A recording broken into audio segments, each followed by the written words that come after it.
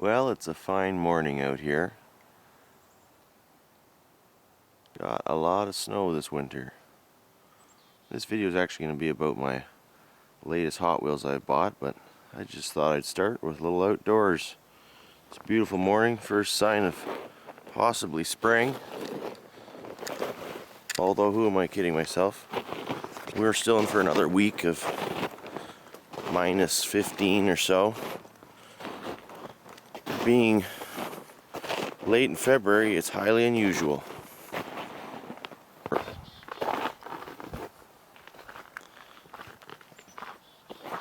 Look at the snow. Just mountains and mountains of snow.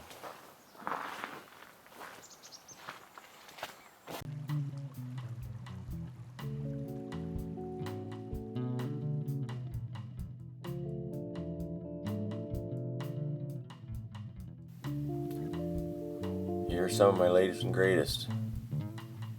New pair of 55 Nomads up there, 55 Alives, and a new Baja Bruiser. And when I say new, I mean I've replaced some of the chipped up versions that I had on the wall before. There's a lovely new heavy Chevy. Nice new Mercedes CL or C111, I believe is called. So that's been my big focus lately, is cleaning up the display collection on the wall. There's a brand new Roger Dodger. Beautiful car. Metal base. The one to the left of it, only difference is it has the original type Redline wheels on the back, so that's why I left it up there. And a new top eliminator with the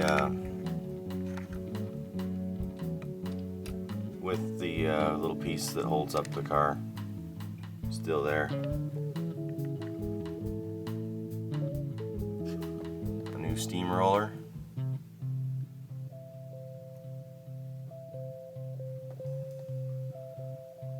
My Winnipeg, of course, is right there. Mint. That was a blister pull. Came on a terrible card. El Rey Special. Still looking for the light blue version, I believe, or is it the dark blue? My Prowler. And oh yes, a gobsmackingly mint heavy Chevy in alternate green. This car is cherry. It could not be more mint.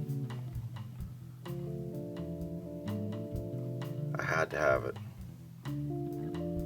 Bought that one on eBay. They hardly ever come up, especially in that condition. Along with that Sir Rodney Roadster in alternate orange. Below the yellow Prowler, also an alternate. And what else is new here? Let's have a look.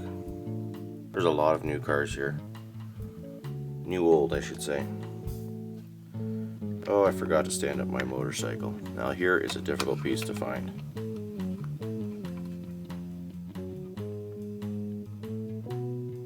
Pretty much the only flaw, it's got a little nick on the back seat. And half the plastic kickstand is not quite there, but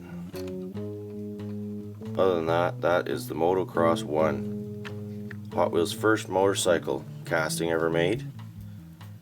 And they wouldn't make another one for something like 23 years, I think. So that's pretty cool to have in the collection. I found that one by accident, looking at a seller's other items. And those are not easy to come by. They would have been made when Hot Wheels were only 6 years old, so at the time they weren't overly collectible. And being an oddball scale and being a motorcycle, they were really easily broken, lost, or not collected with the rest of the cars.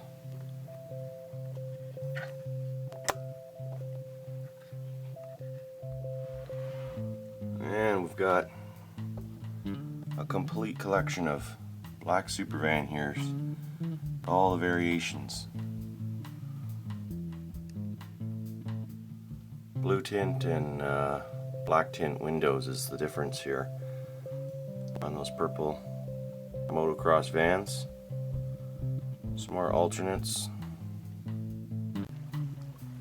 Now we'll look at some 1977 Super Chromes, because I got a few new ones here as well for the wall.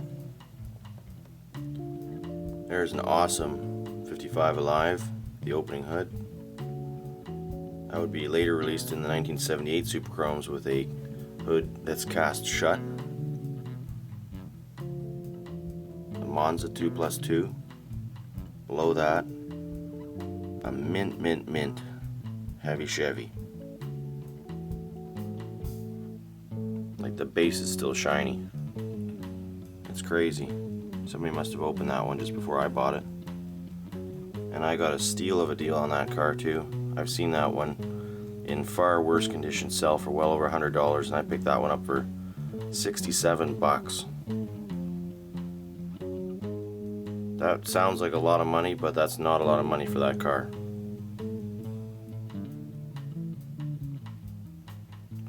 Still looking for a better version of this Corvette Stingray. It's a tough one to find. This is actually a replacement to one I had on the wall before, which is far worse condition than this one, but nonetheless, that is an elusive one.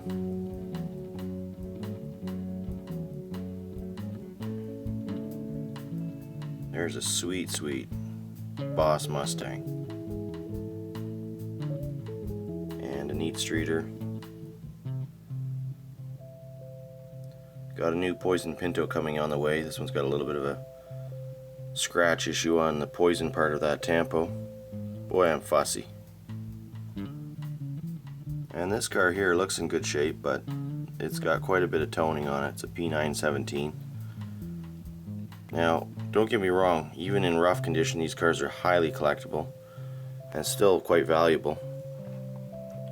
I'm just getting to the point where my collection is almost complete, and I'm getting fussy, and I'm picking up nice cars as I see them. Not really hunting them to say, but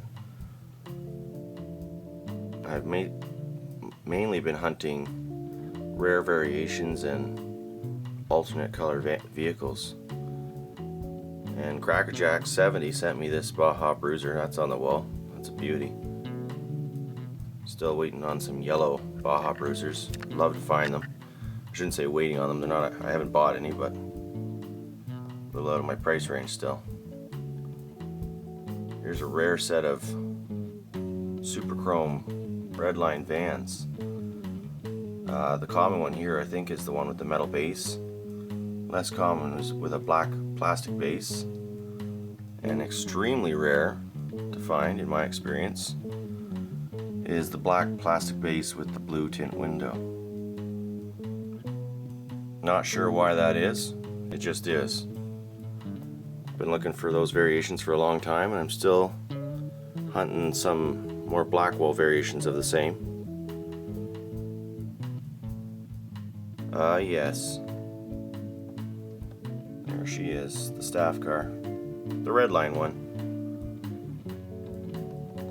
Let's shoot down over to some Super Chromes of 1978 now. There you can see introduction to black walls. Hot Wheels starts releasing black wall cars of all the Redline vehicles. So there's the 55 Alive with the hood cast shut. There's the Blackwall version out next to it. Surprisingly, some of these Blackwalls are more difficult to come by than the Redline counterparts.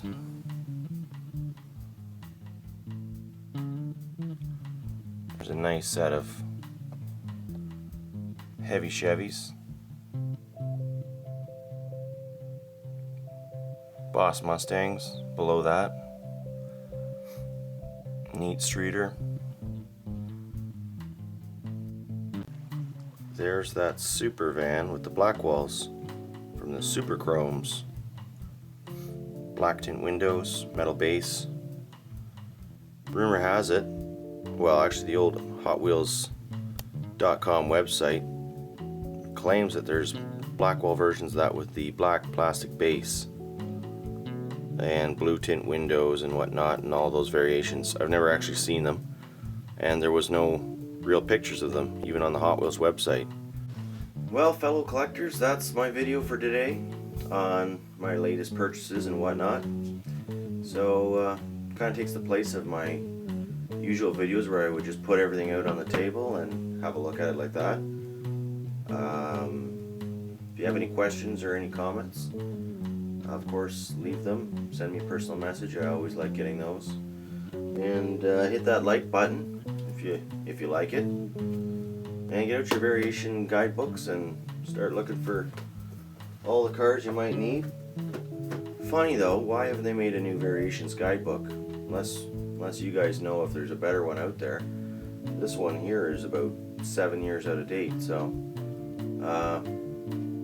that would be interesting. Right now it's kind of like you gotta use the websites and stuff to find everything, but oh well, it is what it is.